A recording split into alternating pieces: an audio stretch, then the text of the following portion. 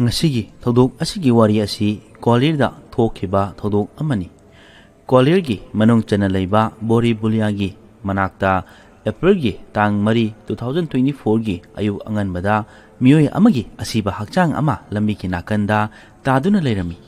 Miyoi khara Bori Bulia dagi chalamani matam aduda miyoi sing aduna asiba hakchang adu thengnaramani. Makhoina khalami lambi da gari accident thokpagi thodok ama oiramgani. Thodok aduda miyoi asi siba oiramba yai haina khanarambani. Hariba miyoi asigi hakchang da gari gummana thomagi mami kharasu taba urami aduga gari gi tayar gi mami shu tarami. Thodok asi ngarang numidang da natragana ngasi ayu anganba mamlingai matamda sakhangdaba miyoina gari kana thoraktuna miyoi asibu thomada siba oirangani aduga gari adu khamdana hanna yengdana chenkiba oirangani haina thajanarami. Adubu hariba mayam asi asengba karino haibadi khangdribani. Asumna miyoi kharana police da pau pirami. Ngahak leiraga mafam aduda police laktuna thodok adubu yengsilami. Ahanba yengmada police dasu hariba thodok asi accident gi malami. Adubu gari karamba thodokno haiba asi police dasu asengbadi khangdribani. Aduga police na asiba hakchang adubu postmortem tawnaba tharami. Hakchang asigi furit khongrau check tawrami. Khongrau gi khawdagi Aadhaar card ama phanglami. Aadhaar card adudagi siriba miyoi asi kanano haiba khangmangamlami. Miyoi asi Ramadhar ni. Mahak asi Susera khungangda laibani. Madu khangmadagi police na Ramadhar gi yungi miyoi singda pau hairami. Pau asi yungi miyoi singna tabada thajadaba angakpa ama hawbaga loinana nongaitana kaplami.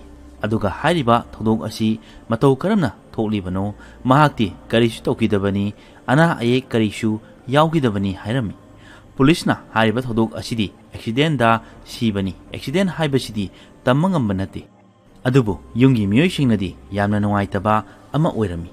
Karisu tahodaba macha adubu ikhang khanghodana sirakpa haibasi miyoi amada hekta thoklabasu nongaifam thokte. Adubu hariba thodok asi accident gi case ni haina chingarambani. Adubu postmortem report lakpa matamda police dasu angakpa ama oirami. Police na khalamniba asiga postmortem gi report ka yamna khenarami. Miyoi asina sidringai gi mamangda yu yamna thaklami haiba khanglami. Adubu miyoi asina siriba asidi yu thakpadagi nate aduga gari accident dasu siba nate. Ramadhana siriba asi miyoi kharana magi khaurida metuna hatkibani. Adudi hojik haiba case asi accident case nate haiba khangmangamlamki. Ramadharbu yu pithaklaga miyoi kharana kauri metuna halaba matung misi asibu accident da siba manaba tawramba oiramba yai. Makhoina halaba matung lamida hundoktuna garina takhiba oirangani. Hariba asi sajinaba accident amada hatpa mihat ama oigani haina police na chingnarami. Aduga thodok thokfamda Ramadhar gi sandal khungub amadi mobile phone karisu phangba leihide. Karigumba thodok asi kari accident oirabadi hariba posaksing asisu leironggadabani. Hojikti police gi mafamda thokliba thodok asi wakhal munna khallaga tawba thabak amani haiba khangmangamlami. Aduga police na yungi miyoi singda amadi laikai gi miyoi singda wahang pahong haurami. Maduda Ramadhar asi yu yamna thakpa yuda laichuba mi amani haiba khangmangamlami. Masina takpadi yuda laichuraba Ramadharbu yu pithaklaba matung hatpa oigani. Adubu hangliba wahangdi Ramadhar da kari marumgidamak hatkitawribano. Maga yeknariba miyoi asi kana oigani. Ramadhar asi yam hena sel thum paibasu nate. Nomagi yu khara thaklaga lausing uduna laiba miyoi amani mabu kari marumgidamak amadi kanana hatpa oigani. Hariba case asibu lead tawriba Gwalior gi SP Thambirna hanglami. Makhatana SP Thambirna magi yeknaba kanano aduga magi marup mapangsing asi kanano khangdoknaba hairami. Asumna hariba matang asida thigatpa haurami. Police na Ramadhar gi mobile number lauduna CDR haibadi call details record lauduna mana hingni matamda kana ga wari sanakibano haiba yenglami. Aduga yungi miyoi singdasu hanglami. Adubu imung manungi miyoi singnadi Ramadhar gi yeknaba kanasu laite aduga makoigi imungnadi amuka hena nongaitaba ama oirami. Karisu khangjadaba Ramadharbu kanana kari maromgidamak accident thuhanba manhallaga hatkibano.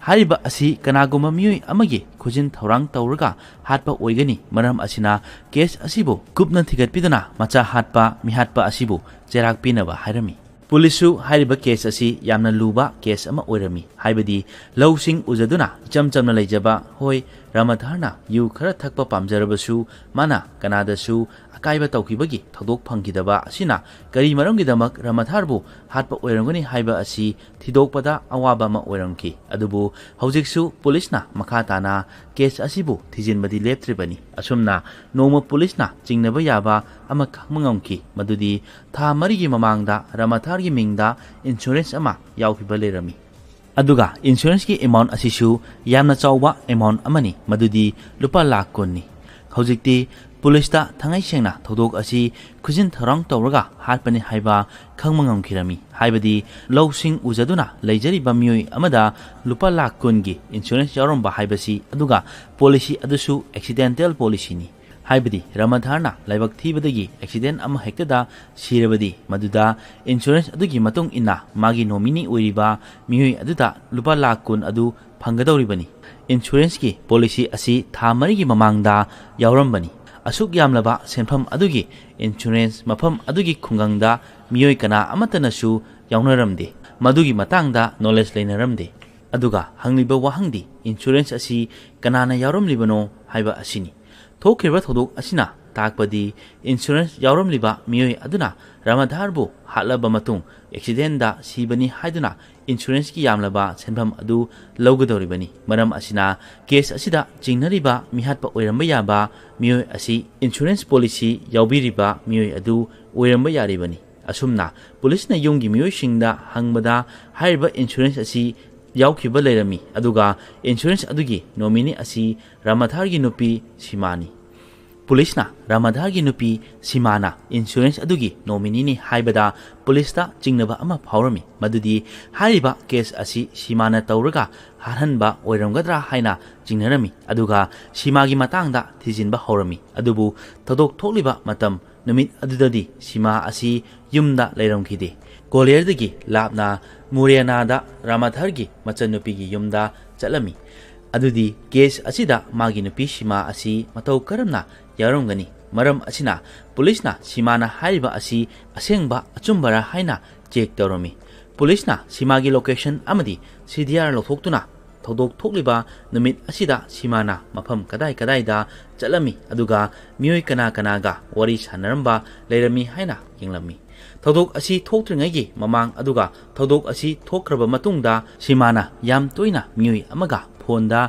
ꯋꯥꯔꯤ ꯁꯥꯟꯅꯔꯝꯃꯤ ꯃꯤꯑꯣꯏ ꯑꯗꯨꯗꯤ ꯒ꯭ꯋꯥꯂꯤꯌꯔꯒ ꯊꯪꯅꯕ ꯗꯥꯕꯔꯥ ꯍꯥꯏꯔꯤꯕ ꯈꯨꯡꯒꯪꯗꯒꯤ ꯁꯨꯔꯦꯟꯗ꯭ꯔꯒꯅꯤ ꯑꯗꯨꯒ ꯁꯨꯔꯦꯟꯗ꯭ꯔ ꯈꯛ ꯅꯠꯇꯅ ꯑꯇꯣꯞꯄ ꯃꯤꯑꯣꯏꯒꯁꯨ ꯋꯥꯔꯤ ꯁꯥꯟꯅꯔꯝꯕ ꯂꯩꯔꯝꯃꯤ ꯑꯁꯨꯝꯅ ꯄꯨꯂꯤꯁꯅ ꯁꯤꯃꯥꯕꯨ ꯄꯨꯂꯤꯁ ꯁ꯭ꯇꯦꯁꯟꯗ ꯂꯧꯈꯠꯇꯨꯅ ꯋꯥꯍꯪ ꯄꯥꯎꯍꯪ ꯇꯧꯔꯝꯃꯤ ꯄꯨꯂꯤꯁꯅ ꯊꯧꯗꯣꯛ ꯑꯁꯤ ꯊꯣꯛꯄ ꯃꯇꯝꯗ ꯅꯪ ꯀꯗꯥꯏꯗ ꯂꯩ ꯑꯗꯨꯒ ꯊꯧꯗꯣꯛ ꯑꯁꯤ ꯊꯣꯛꯂꯦ ꯍꯥꯏꯕ ꯑꯁꯤ ꯅꯪꯉꯣꯟꯗ ꯀꯅꯥꯅ ꯍꯥꯏꯔꯛꯄꯗꯒꯤ ꯈꯪꯂꯛꯄꯅꯣ ꯍꯥꯏꯅ ꯍꯪꯂꯝꯃꯤ ꯑꯗꯨꯕꯨ ꯁꯤꯃꯥꯅ ꯁꯦꯝꯖꯤꯟ ꯁꯥꯖꯤꯟꯕ ꯋꯥꯔꯤ ꯀꯌꯥ ꯑꯃ ꯍꯥꯏꯗꯨꯅ ꯂꯣꯠꯂꯝꯃꯤ ꯑꯗꯨꯒ ꯁꯤꯃꯥꯅ ꯐꯣꯟꯗ ꯑꯇꯣꯞꯄ ꯃꯤꯑꯣꯏ ꯑꯃꯠꯇꯒ ꯋꯥꯔꯤ ꯁꯥꯟꯅꯈꯤꯕ ꯂꯩꯇꯦ ꯍꯥꯏꯅꯁꯨ ꯍꯥꯏꯔꯝꯃꯤ ꯑꯗꯨꯕꯨ ꯄꯨꯂꯤꯁꯅ ꯁꯤꯃꯥꯒꯤ ꯀꯣꯜ ꯗꯤꯇꯦꯜꯁꯇ ꯋꯥꯔꯤ ꯁꯥꯟꯅꯈꯤꯕ ꯁꯨꯔꯦꯟꯗ꯭ꯔꯒꯤ ꯃꯇꯥꯡꯗ ꯍꯪꯂꯝꯃꯤ ꯃꯗꯨꯗ ꯁꯤꯃꯥꯅ ꯍꯣꯏ ꯁꯥꯟꯅꯔꯝꯃꯤ ꯑꯗꯨꯕꯨ ꯃꯥꯗꯤ ꯑꯩꯒꯤ ꯏꯇꯩꯅꯤ ꯃꯗꯨꯗ ꯀꯔꯤ ꯑꯀꯥꯏꯕ ꯂꯩꯕꯒꯦ ꯑꯗꯨꯒ ꯄꯨꯂꯤꯁꯅ ꯁꯨꯔꯦꯟꯗ꯭ꯔꯒꯤ CDR ꯂꯧꯊꯣꯛꯄꯗ ꯃꯥꯒꯤ ꯃꯃꯥꯟꯅꯕ ꯃꯤꯑꯣꯏ 2-3ꯗꯁꯨ ꯀꯣꯜ ꯇꯧꯗꯨꯅ ꯊꯧꯗꯣꯛ ꯑꯁꯤꯒꯤ ꯃꯇꯥꯡꯗ ꯑꯞꯗꯦꯠ ꯇꯧꯔꯝꯕꯅꯤ ꯑꯗꯨꯒ ꯍꯥꯏꯔꯤꯕ ꯑꯞꯗꯦꯠ ꯑꯗꯨ ꯁꯤꯃꯥꯗꯁꯨ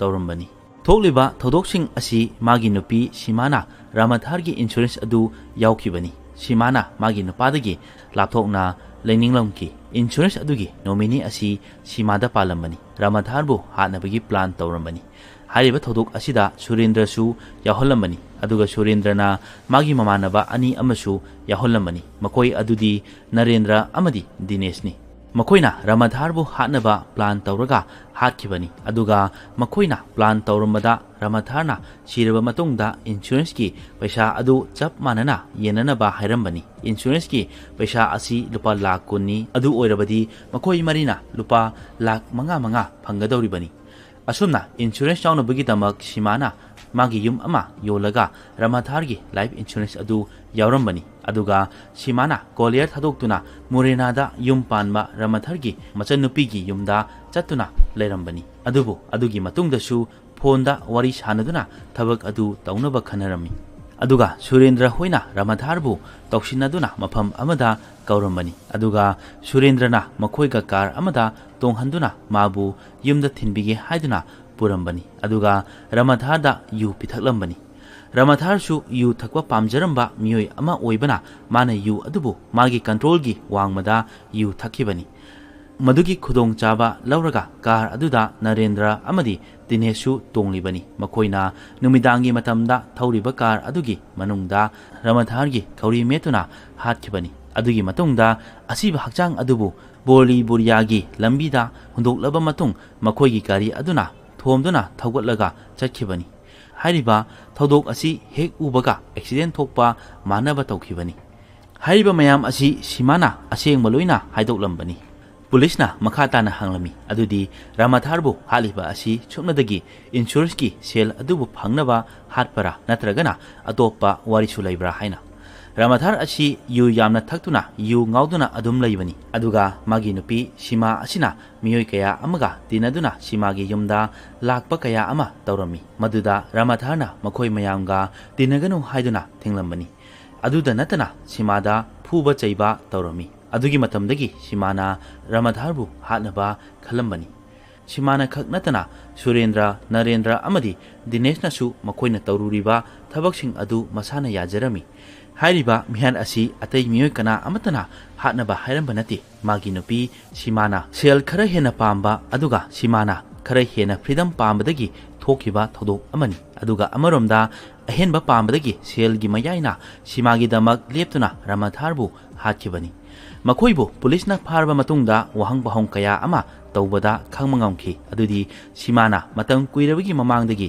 magi nupa asibu hanaba plan tawkhibani magi nupa Ramathar asibu hakiba asi selgi khaknatana simana freedom pambagi su maram chauna lerami adubu makoina selgi mayaina tawkhibata natana yum palabi simana freedom pambadagi mahaki nupaga punchi chupa leiminagani haiduna luhongkiba adubu karisu laitana hakiba haibasi yamna thajadaba akiba ama ohelli adubu makoina phana haisingna tawrabasu Gwalior gi pulisna lo leiri haiba adu taklami makoina tawningbada tawba haibasi lo amagi matung ina jairak phangani haibasi kedonungda kauduba phai masini ngasigi asengba thokiba thodok amagi wari asi tabiraba matungda adomda kari phawibage haiba adu comment tawduna khanghanbiru aduga channel asibo support tawbiduna like share comment amadi subscribe tawba kawbiganu